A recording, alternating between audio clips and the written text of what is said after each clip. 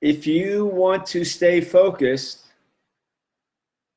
and you don't want to take medication, having healthy habits and a supportive environment are really critical. Good morning. This is Coach Ted, and this is Coffee with Coach Ted. My topic this morning comes from a question from a reader. How do you stay focused when you're not taking medication? One of the primary benefits of taking ADHD medication is it helps you focus. But there are quite a few other things you can do if you're not on medication, or even if you are, to help you stay focused on doing the things that you need and want to do. And healthy habits is at the top of the list. So getting enough sleep, 7 to 8 hours of sleep a night. And I know from my clients that getting enough sleep can be a big challenge. Being able to get to sleep, just the act of going to bed can be a challenge. But lack of sleep actually mimics ADHD symptoms. And if you have ADHD, then it just exacerbates them. Good nutrition, eating a protein-rich diet, starting the day with breakfast that has a lot of protein in it, getting off to the right start. Eating a balanced diet, fruits and vegetables and lean protein and whole grains. Supplements. This is an area that I am not an expert in. There are people who write about various supplements that you can use, anywhere from multivitamin, multimineral to fish oil. I'll post a link to some of that material, but it's not something that I can recommend because it's not an area of my expertise. Exercise, really critical for those of us with ADHD. And again, it helps if you get enough exercise. It can help you with your focus. It also can be, if you're having trouble focusing, going out for a walk or putting on some dance music and dancing around for a few minutes, doing something to get your energy moving in your body also can be a great way to help you with your focus. Mindfulness meditation, being able to calm your mind. Basically it's a practice of focusing on what's going on in the moment. So mindfulness meditation, do it on a regular basis, be very helpful with focus. Planning. It's hard to stay in the zone, the hyper-focused, productive zone, if you don't know exactly what you're supposed to be doing.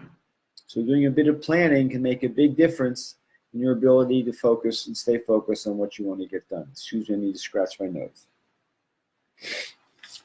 Environment, having a supportive environment. Clear workspace. Cluttered workspace is distracting. Have a clear workspace. Quiet environment. If you have an office, close the door. If you're in an open office, headphones or earplugs. Background noise or sounds, white noise, a fan, music. Quiet music, even for some people, louder music helps concentration and focus. These are all things you need to experiment with to figure out what it is that works best for you. There's no one answer here. Okay, so other things that you can do. I know this is kind of a laundry list. These are things for you. Make some notes and try these out. So Avoid multitasking. Multitasking, it makes it harder to stay focused on it because you're not focusing on a specific, by definition, you're not focusing on a specific task. Spend enough time on any one task before you just switch something else so you make some progress. If you have trouble staying focused for a lengthy period of time, break it up. It's okay to switch back and forth between a couple of things. Just again, do it. Spend enough time, at least 15 minutes, 25, 30 minutes if you can, on one task before you switch to another one. Chunk it down. Break large tasks into small steps. It helps you avoid overwhelm. And set deadlines for yourself, either very specific deadlines or deadline when something needs to be done. Deadlines help us focus, and often there are things that we're given a deadline, but we can give ourselves deadlines.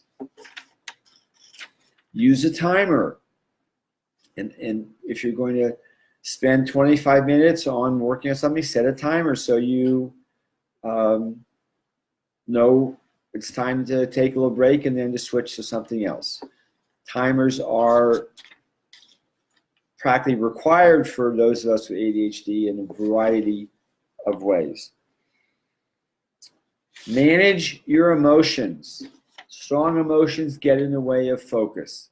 So if you're upset about something, you're angry at somebody, find a way to calm yourself down so that you can get refocused on the task at hand that you want and need to get done. So manage your emotions.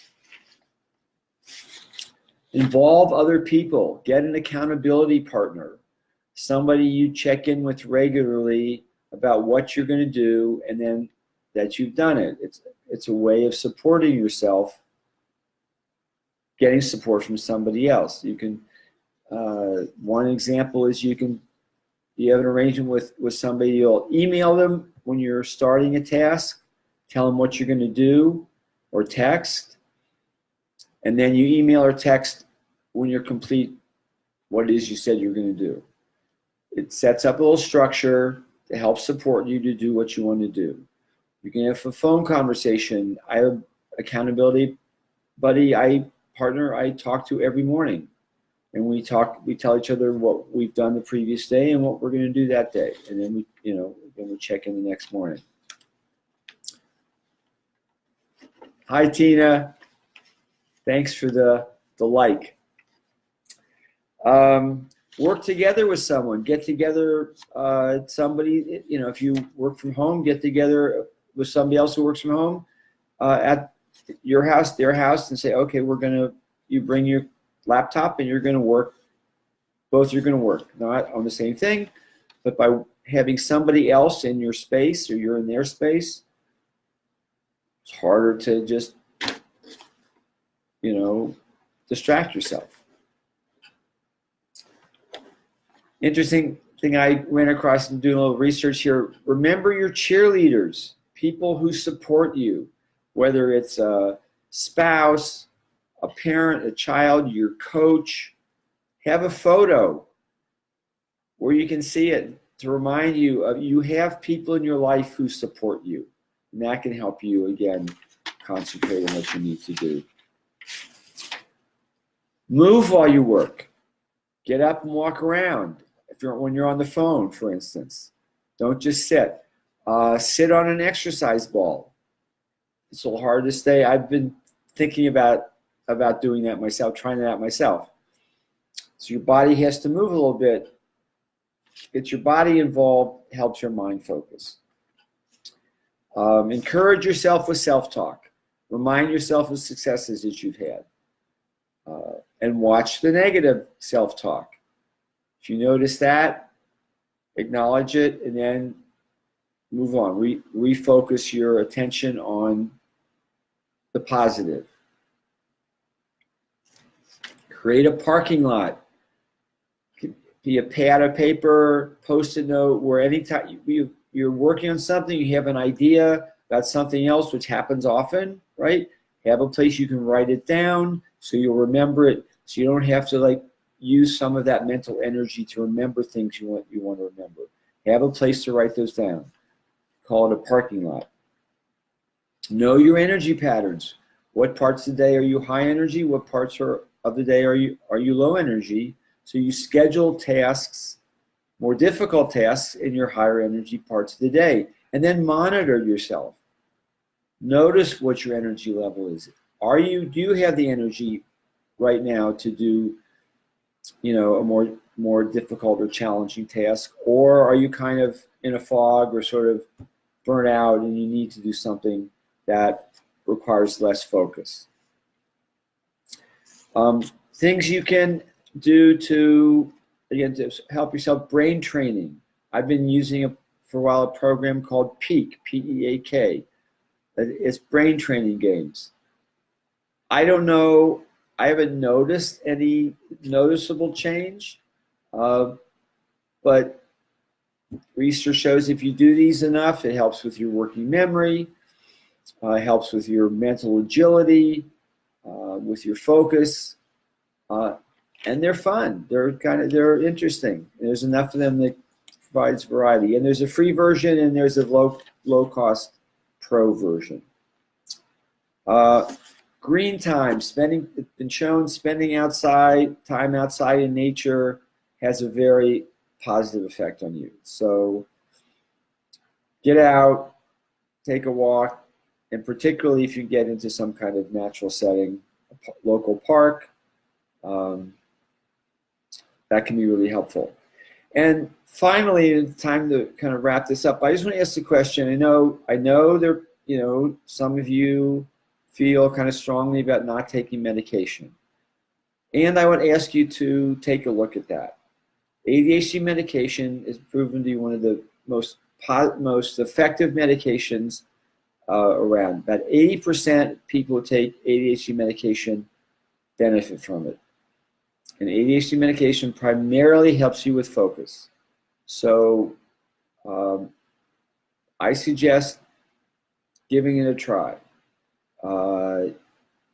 There's no harm in it. If you take it, you don't like it, it doesn't work, whatever, you stop, it's gone out of your body, no lasting effect. So that's my 2 cents. So a lot of different stuff I've gone over today pretty quickly. I hope that you find this helpful. I want to remind you that I have a Facebook group, Live Fully with ADHD Facebook group. We have over 200 people in it. People converse, support each other, ask questions, answer questions. Hi, Jeanette. Thanks for joining. I'm wrapping it up, but good to see you here. Check out the group. You might like it. You can join it, and then if you decide it's not for you, you can always leave the group. I'll post a link to the group in a comment below. If you have questions or comments about what I've talked about today, please post them in a comment. Also, if there's topics you'd like to hear me talk about or questions you'd like me to answer in a future Coffee with Coach Ted, please leave those in a comment. If you'd like to connect with me outside of this, outside of Coffee with Coach Ted, actually talk with me, type #connect in a comment, and I'll be in touch and we'll set up a time to talk. And finally, if you're watching this as a replay, please type #replay so I know you have been here. So a lot of stuff, a little longer today than usual. It's Friday. Beautiful day here in Boston. Weekend coming up. Have a great day. Have a great weekend. And I'll see you Monday, 9:30 a.m. Eastern Time for another Coffee with Coach Ted. Ciao, everybody.